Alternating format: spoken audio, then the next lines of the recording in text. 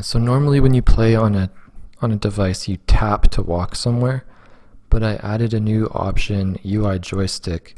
So you still use your finger to look around, but you can use this little thumbstick thing to walk around. If you hold the share button and the power button at the same time on a PlayStation controller, it will start trying to sync. And then if you go to your Bluetooth settings on your device, then you can add the controller.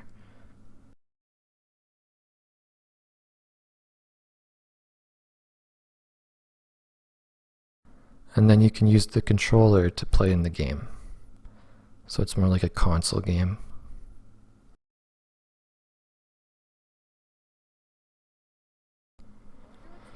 So I added an effect to the ground that looks kind of like the shadows of clouds, and it makes it feel like kind of like a mist or like a fog.